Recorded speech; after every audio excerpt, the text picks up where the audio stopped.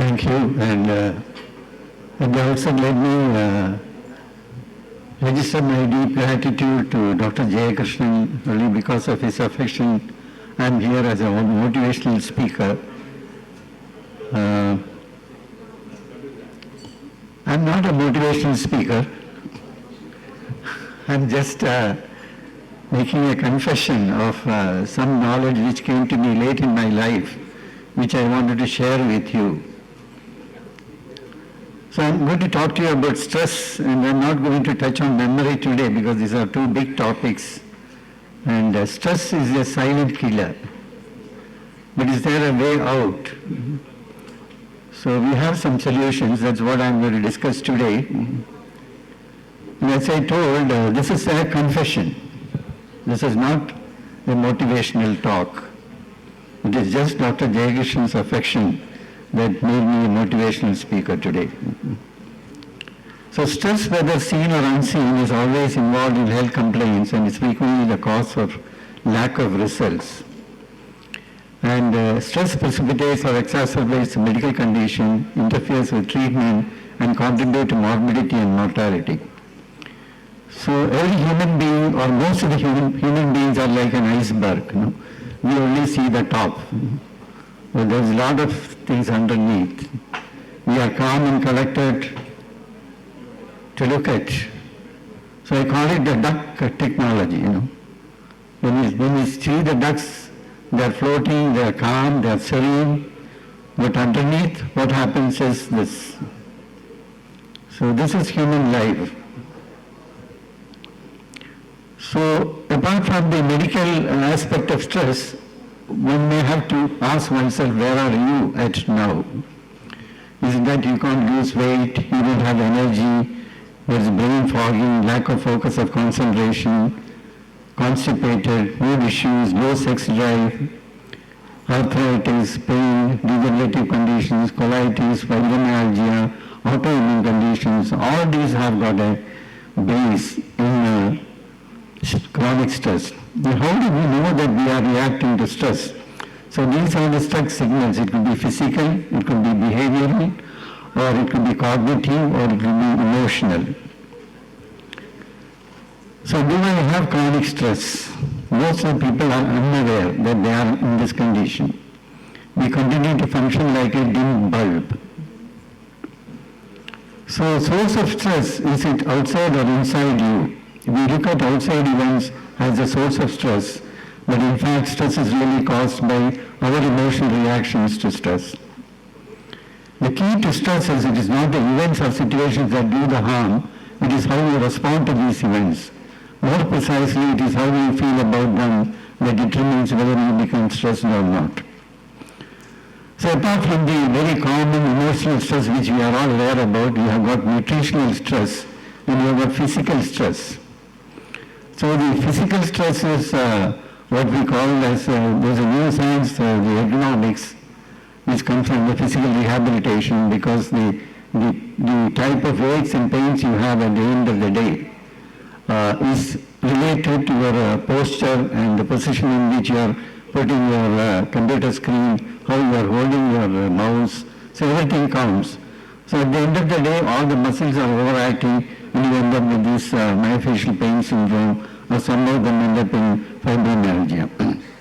And of course, the chemical stress, I don't have to elaborate because of the type of food we eat with chemical manures is very obvious. And emotional stress with which we are concerned today. So there are two types of stress. One is the acute stress, the other is the chronic stress. The acute stress, we are aware of that. Suppose you have an examination or you have got a very complicated surgery, the day before you feel a palpitation, or you can have diarrhea, you can have sweating. This is all expected, this is all required, which is acute stress. But there is the chronic stress, we are not aware, and this is the silent killer.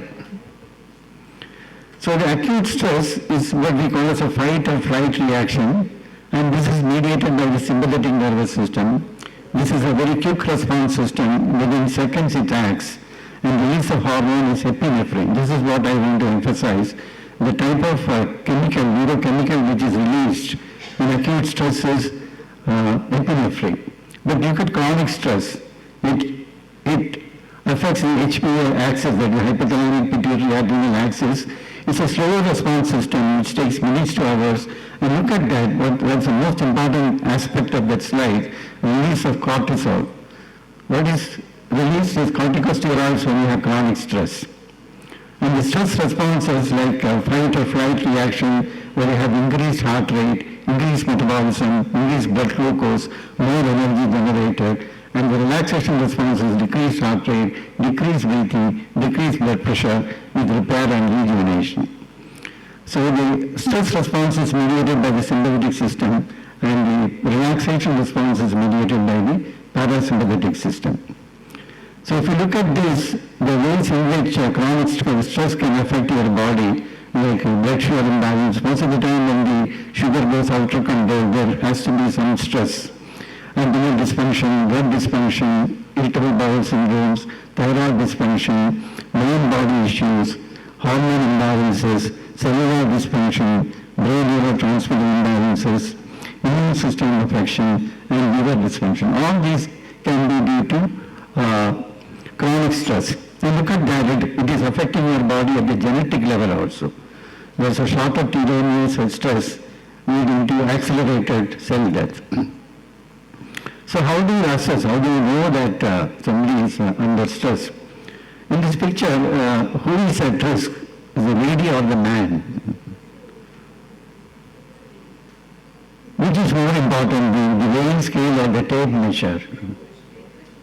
It's a tape measure which is important, because the chronic stress syndrome releases corticosteroids, and you have got these cushion features like abdominal belly fat, central obesity, hypertension, insulin resistance, and hyperlipidemia, which constitutes the metabolic syndrome. So the diagnosis of chronic stress is look at the belly fat. Larger your waist, higher your stress, and storage of stress is in your belly.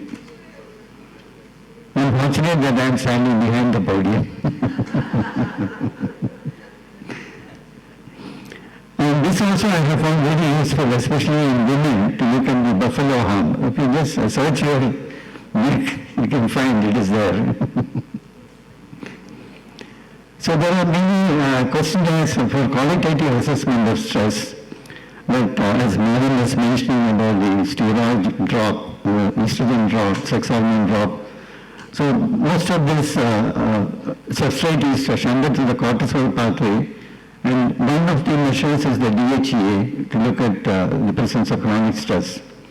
And you have got this heart rate variability, and I understand there is a talk on heart rate variability. And we have done some studies on heart rate variability and also on respiratory rate variability in chronic stress, and found that it comes in the lower range, indicating that there is an affection of the autonomic nervous system. And you can also look at the salivary cortisol, early morning salivary cortisol sample. So why are we not aware of the chronic stress, how the brain body works? This is extremely important. This person is Daniel Kahneman, who died very recently. So he has won the Nobel Prize in 2002 for economics. But what he is mostly known for is his theory on the dual functioning of the brain. So our brain functions in mainly two ways.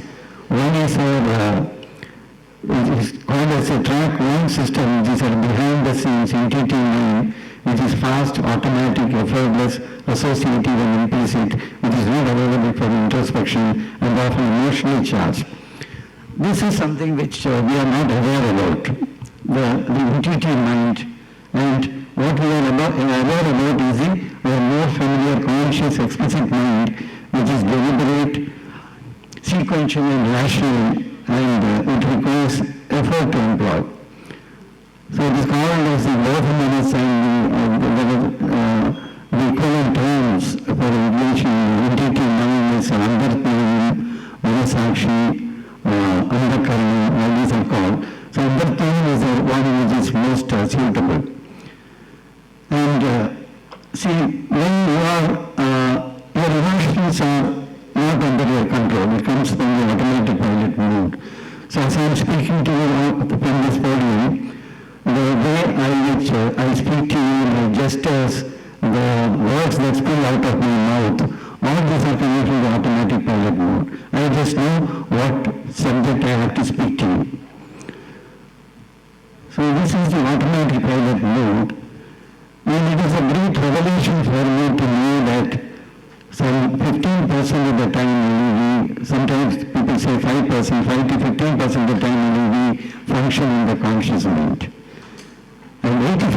of the time you are in the automatic pilot mode. And what Albert Einstein told about this intuitive mind is that the intuitive mind is a sacred gift and the conscious mind is a servant, and we have created a society that respects the servants and neglects the sacred gift. We are blissfully unaware of this mind of ours as an intuitive mind. And what is constituting the intuitive mind? In the child, it is the life values which are put by your parents and primary school teacher. Once Dr. Anand Kumar, our president, he came to medical college and he likes to sort of interact with the students. And one of the students got up and asked me, so what is your solution for terrorism? So I even thought that he will come out with a very sophisticated missile technology. But his answer was very simple, at the same time very profound. He said, you concentrate on the parents and primary school teacher. So that is the answer for intuitive mind development. I have great interest in the development of intuitive mind, that's why I deviated a bit. So ultimately, our body breaks the silence and decides to manifest, and we have got atherothrombosis, stroke, heart attack, peripheral arterial disease, and this is something which is very relevant to the conference here, the influence of maternal stress on fetal development and in the early period of critical brain development and also in late life. It has been proven that there is effect on the biophysical parameters of the fetus and also on the critical period of brain development. I wanted to know how it is going to affect the intuitive mind development. So I have come up with a new discipline which we call as a biospatiology. That's the effect of ambient space on the human body. So based upon that, I have got subdeviations like space mind medicine, spatial connectivity, space and art, and like that. So here, what I wanted to know is that what will be the influence of the space around a pregnant woman on the fetus. So the space around you percolates into your inner space.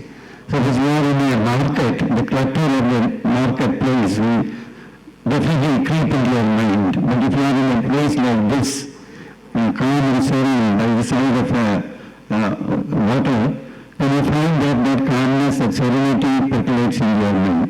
It means that your inner space is in continuum with the space of the universe. So, we are doing a study, I think, Sujana, I think she is somewhere here.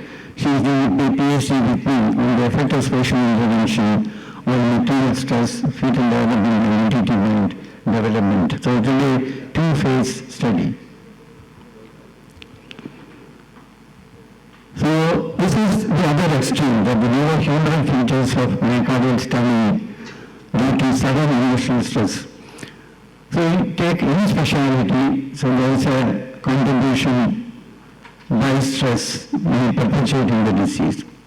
So having told all these negative things about the stress, is are there any solutions? That's what we are interested in.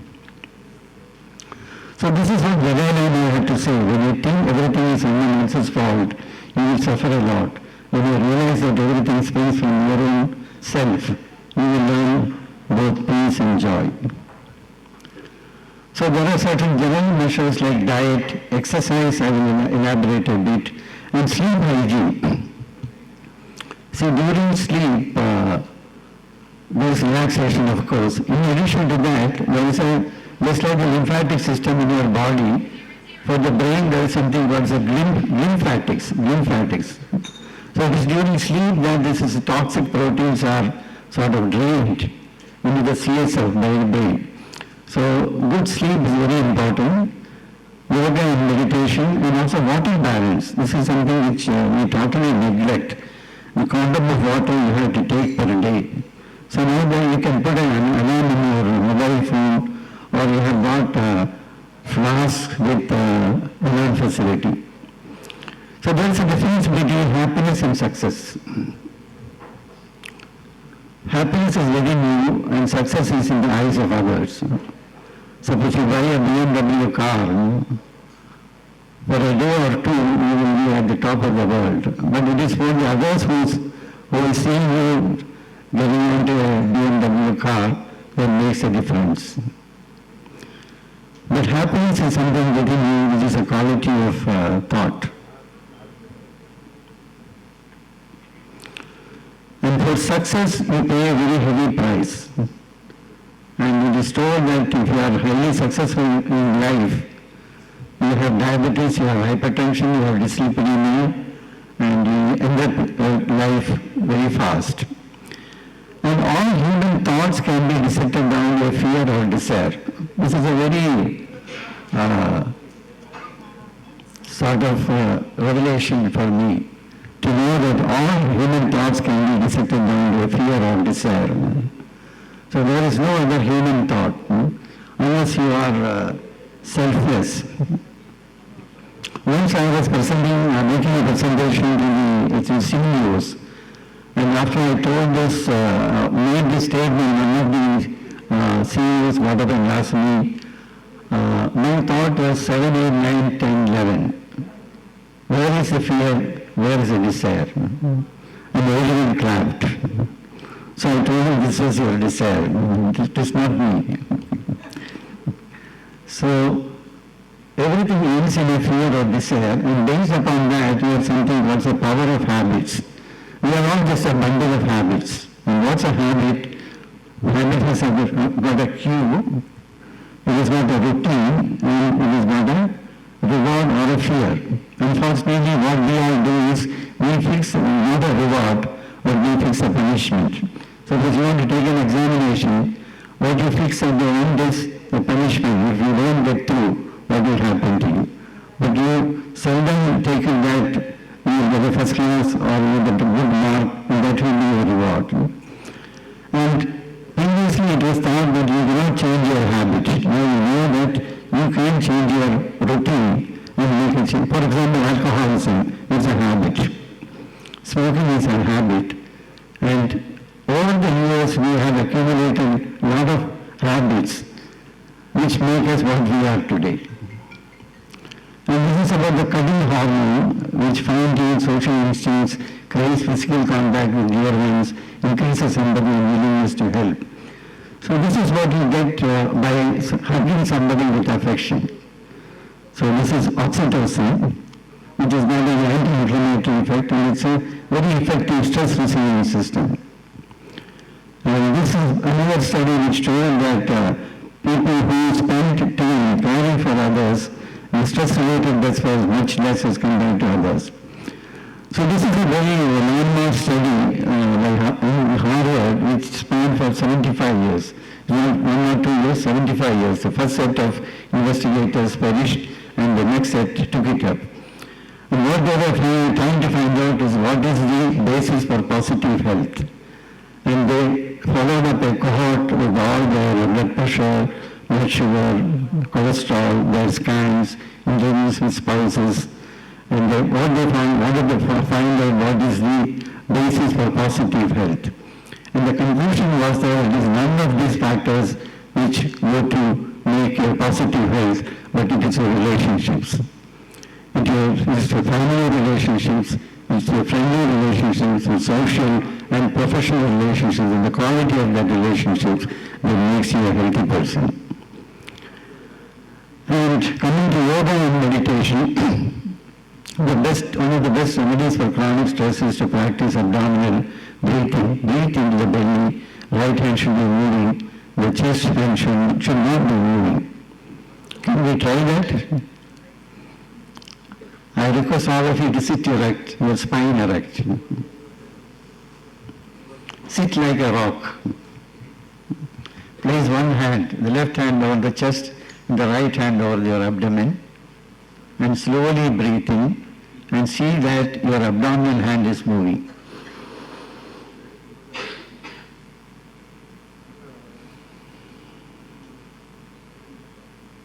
If you close your eyes, you can concentrate better.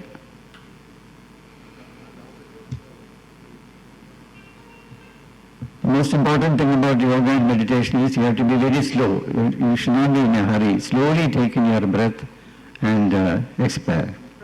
And see to it that your abdominal hand is moving.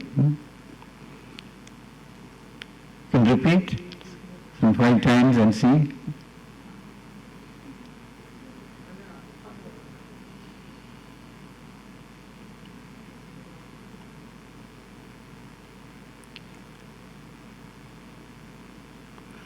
This is something you can practice in your outpatient department.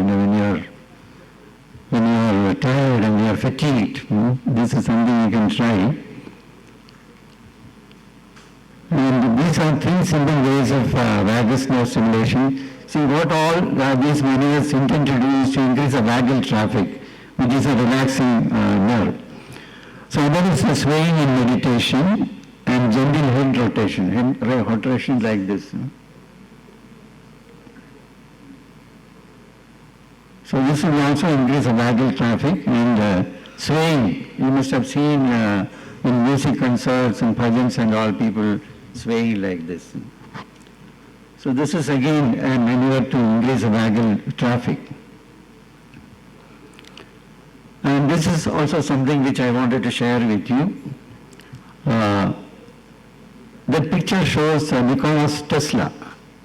Tesla was a mechanical engineer, but he has a lot of inventions to his credit. He only invented the AC current. And now this electric car is named after Tesla, and the MRI is in Tesla units. So he was a very stiff competitor for Thomas Alva Edison.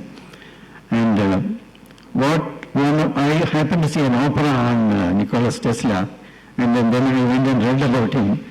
And what struck me the most was that his habit of curling the toes.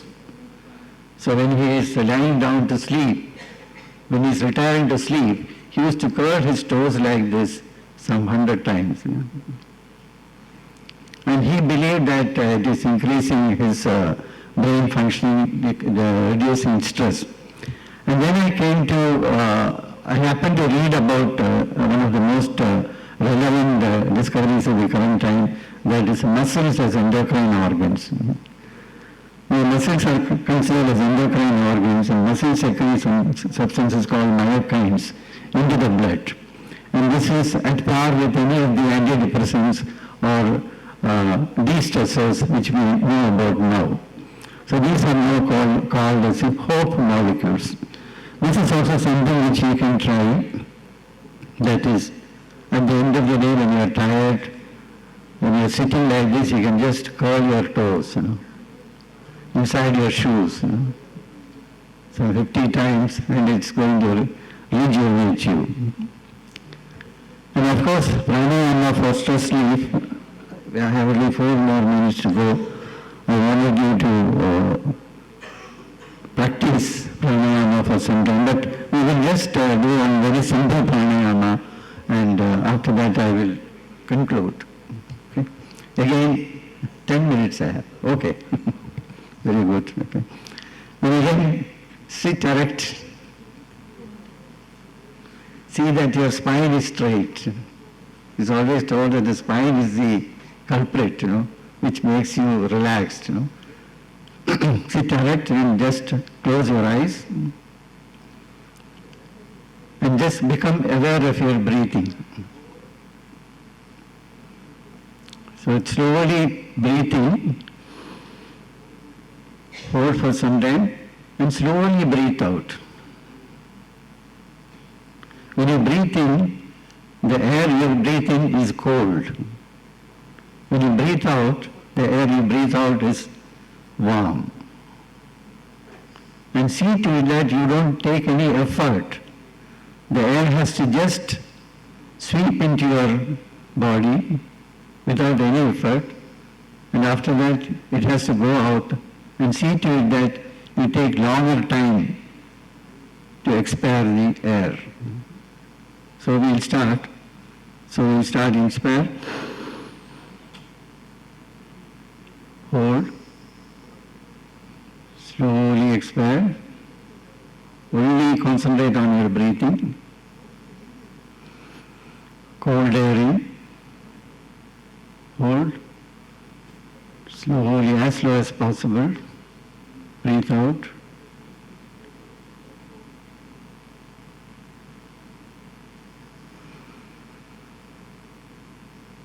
Breathe in.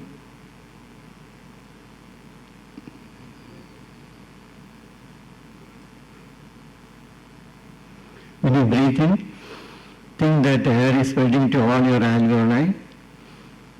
There's a lot of oxygen.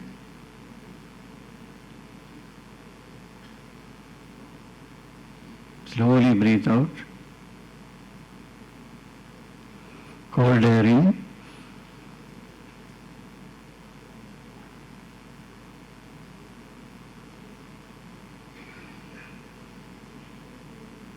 Slowly, as slow as possible.